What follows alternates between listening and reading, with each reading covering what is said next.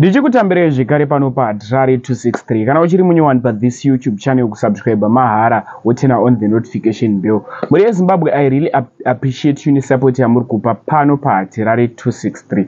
Ndati subscribing, ndati say my likes pa this video rino rifambe kuhamanisha Mwari. Chingoti rest in peace kune mukomana wechidiki uyo zorora murugare. Mwana tansina tarisire izvi tansingazvifungira kuti mukomana uyu achazotisiya sezvo ava vana chiremba vanorapa nemishonga yechivanhu vaizama kurapa mwana komana uyu.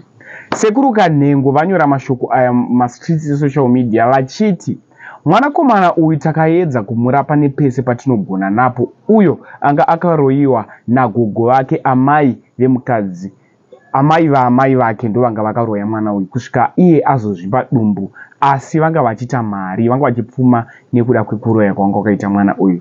Vanyora ivo vachiti tamboedza kumubatsira nepese patinogona napo, asi inzira yedu tese, asi nzira iyi haisi yaMwari, apfudzwa nemunhu ari kufamba achirarama. Vabva vaenderera mberi vachinyora ivo kuti ndichaita kuti mwana uyu azvimukire, azvirwisire hondo dzake ega, azvirwisire hondo dzake ega, nekuti mwana uyu haana kufa nenzira yaMwari, aita zvekupfudzwa neumwe munhu asara achirarama. Vamwe vanhu vane mwoyo wakashinga kunze kwamwe vanhu vane mwoyo wakaoma kunge dombo, ungaroye mwana mudiki iyeye pakusvika pakuzvimba dumbu, kusvika pakuda kuputika.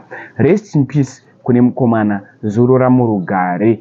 Gogo vemwana, zvinorwadza hamawe. Nokumbotaura zvandinofuka mucomment section pamusoro penyaya iyi. Tarwadziwa veukama, ndati chemei netariro. Amai, chironda ichi chamasirwa pamoyo nekuda kwaamai venyu vane mwoyo wakaoma kunge dombo. Much love.